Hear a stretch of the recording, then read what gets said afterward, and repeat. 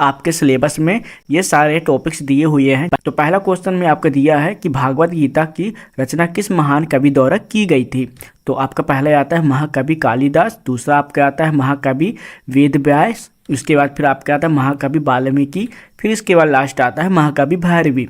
अगर आपको आंसर पता है तो आप लोग इनको देख सकते हैं। अगर आप चलिए आंसर देखते हैं, ये आपका आंसर आता है महाकवि वेद व्यास। उन्होंने भागवत गीता का रचना किया था और जो भागवत गीता होता है वो भारतीय धर्म का एक महत्वपूर्ण ग्रंथ होता है और महाभारत में एक हिस्सा आता है जहाँ भगवान कृष्ण ने अर्जुन को धर्म योग, कर्म योग और जीवन के तत्वों के बारे में उपदेश दिया था। तो यहाँ पास हम कर्म योग के बारे में पढ़ने वाले हैं, यानी कि भागवत गीता के अकॉर्डिंग ही पूरा टॉपिक्स होगा। तो चलिए हम लोग दूसरा क्वेश्चन यहाँ पर देख लेते हैं। उससे पहले हम लोग यहाँ पर बता दें, ये आपका महाकवि वेद व्यास है और आपको यहाँ पर थोड़ा बहुत इमेज के अकॉर्डिंग भी समझाते जाऊंगा ताकि आपको समझ में आ जाएगा। तो यहाँ पास आपका आंसर हो जाएगा महाकवि वेद व्यास। तो यहाँ पास आप लोग इसको ध्यान में रख लीजिएगा। उसके बाद फिर आपको दूसरा क्वेश्चन आता है, श्री कृष्ण द्वारा अर्जुन को युद्ध भूमि में दिया गया कर्म का संदेश डैश के रूप में संकल्पित है। तो पहला आपका आता है जय संहिता के रूप में, दूसरा आपका आता है श्रीमद् भागवत गीता के रूप में, फिर यहाँ पास आता है त्रिसंहिता के रूप में। तो चित्तवृत्ति संहिता की भागवत गीता में ही श्री कृष्ण ने अर्जुन को युद्ध भूमि में का संदेश दिया था। यहाँ पर आपका सही आंसर हो जाएगा श्रीमद् भागवत गीता, और जहां हम लोग कह सकते हैं कि महाभारत के भीष्म पर्व में स्थित है।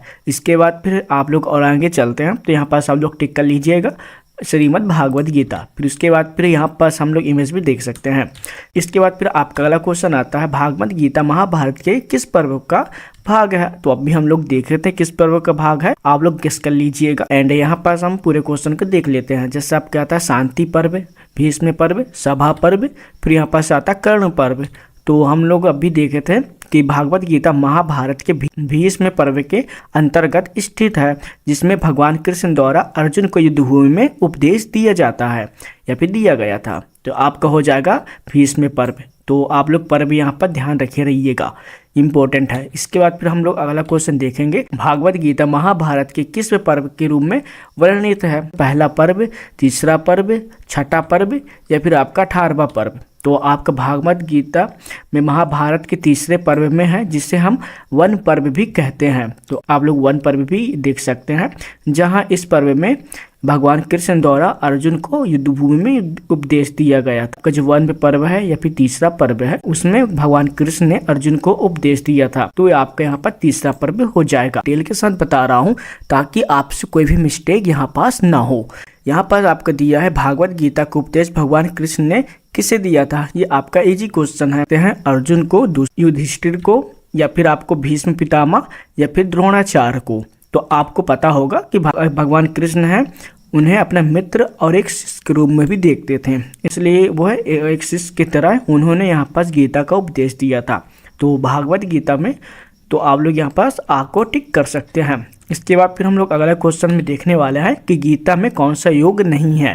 तो सबसे पहले आता है विभूति योग, दूसरा आपका आता है कर्म योग, तीसरा आपका आता है हठ योग, फिर अगला आता है पुरुषोत्तम योग। तो इनमें से कौन सा योग नहीं है। तो इसमें आता है आपका भागवत गीता में हठ योग का उल्लेख नहीं है। आपकी गीता में विभूति योग होगा, कर्म योग होगा, पुरुषोत्तम योग के बारे में उपदेश दिया गया है, लेकिन आपका हठ योग इसमें शामिल नहीं है।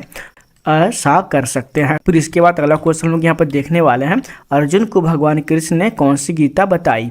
तो पहला आपका आता है पांडव गीता, दूसरा आता है आपका भागवत गीता, फिर आपका आता है अवधूत गीता, फिर आपका आता है उद्धव गीता। तो इनमें से आपको सबको पता होगा भगवान कृष्ण ने अर्जुन को भागवत गीता के बारे में बताया था, जो कि आप कह सकते हैं ग्रंथ है। गीता कौन सा शास्त्र है।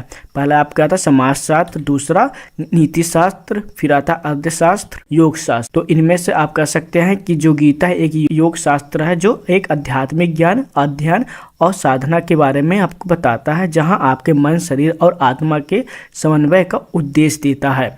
और इनमें भगवान कृष्ण ने अर्जुन को योग और ध्यान, भक्ति और कर्म के बारे में यहाँ पास सिद्धांत उपदेश दिया था। तो आप कह सकते हैं कि आपका जो योग शास्त्र है, ये आपका गीता का आते हैं। आप कह सकते हैं योग शास्त्र आपका सही हो जाएगा। इसके बाद फिर आपका अगला क्वेश्चन आता है कि गीता के तृतीय अध्याय में कुल कितने श्लोक है।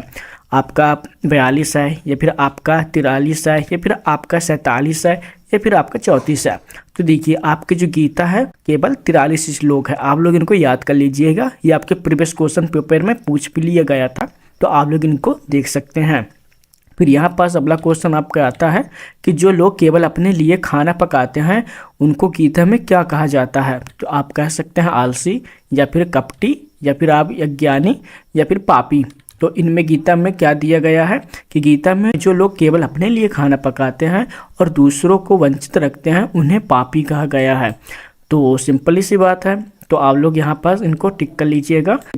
एंड इसके बाद फिर हम लोग और आगे बढ़ते हैं। तो आपका आता है डैश डैश के कारण बार बार जन्म और मृत्यु के दुख को भोगना पड़ता है। तो यहाँ पर चलिए देख लेते हैं वो कौन सा है। तो कर्म बंधन, दूसरा निष्ठा बंधन, फिर आता है योग बंधन, फिर ज्ञान बंधन। तो इनमें आपका है भागवत गीता में बताया गया है कि मनुष्य जन्म और मृत्यु के दुख का कारण क्या है, आपका कर्म बंधन है। जब हम अपने कर्मों के फल को भोगते हैं तो और उनसे बंध जाते हैं तो हमें बार बार जन्म और मृत्यु का सामना करना पड़ता है। तो आप कह सकते हैं कि आपका जो कर्म बंधन है ये आपका राइट हो जाएगा। इसके बाद फिर आपका अगला आता है साधन की परिपक्व व्यवस्था का क्या नाम है। पहला आता है आपका मिथ्या, फिर निष्ठा, फिर आपका अकर्मण्यता, इसके बाद फिर आपका आता है साधना। तो चलिए इसमें देख लेते हैं। तो साधन की परिपक्व व्यवस्था को हम निष्ठा कहते हैं। निष्ठा एक ऐसा अवस्था है जब व्यक्ति अपने साधन के प्रति पूर्ण निष्ठा और समर्पण कर देता है या फिर रखता है। तो आप कह सकते हैं निष्ठा आपका राइट हो जाएगा। इसके बाद चलिए हम लोग और आगे बढ़ते हैं। इसके बाद फिर आपका अगला क्वेश्चन आता है जो मनुष्य इंद्रियों को हठपूर्वक रोकता हुआ उन इंद्रियों के विषय का मन से चिंतन करता है, ऐसे व्यक्ति को क्या कहा जाता है। तो यहाँ पर थोड़ा बहुत क्वेश्चन आप लोग समझते जाइएगा और आप लोग माइंड में रख लीजिएगा। तो क्या कहते हैं हम, सदाचारी कहते हैं, या फिर आपका आत्मज्ञ कहते हैं, या फिर सत्कर्मी कहते हैं, या फिर आपका मिथ्याचारी, या फिर दम्भी कहते हैं। तो चलिए देख लेते हैं। जो मनुष्य इंद्रियों को हठपूर्वक रोकता हुआ उन इंद्रियों के विषय मन से चिंतन करता है, यानी कि अपने मन से सोचता है, ऐसे लोगों को आत्मजयी कहते हैं। यानी आपका जो सा नंबर है वो आपका सही हो जाएगा। इसके बाद फिर आपका आता है जिस अवस्था को प्राप्त हुए मनुष्य के कर्म अकर्म हो जाते हैं अर्थात फल उत्पन्न नहीं कर सकते, या फिर उसे क्या कहते हैं, निष्कर्मता, या फिर आपका आता है क्रियाशील, फिर व्यस्त कहते हैं, या फिर उद्यमी कहते हैं। तो उन्हें क्या कहते हैं। तो इसका आंसर होगा जिस अवस्था को प्राप्त हुए पुरुष के कर्म अकर्म हो जाते हैं, या फिर आप कहते हैं कि फल या फिर उत्पन्न नहीं कर सकते, उन्हें हम निष्कर्म कहते हैं। तो आप लोग आपका जो आपका आ नंबर है ये आपका सही हो जाएगा। तो कामनाओं के वश स्थान में सम्मिलित नहीं है। तो कौन सा है, इंद्रिया, दूसरा मन, तीसरा साधना, या फिर आपका बुद्धि। तो आपका जो कामनाओं में जो आपका वश स्थान में सम्मिलित नहीं है उससे हम लोग साधना कहेंगे, क्योंकि यह शब्द अपने इच्छाओं को प्राप्त करने के लिए व्यक्ति द्वारा किए जाने वाला प्रयासों या फिर तपस्या के अकॉर्डिंग ही आपको यहाँ पर दर्शाता है। तो कह सकते हैं कि कामनाओं में सम्मिलित नहीं है आपका साधना।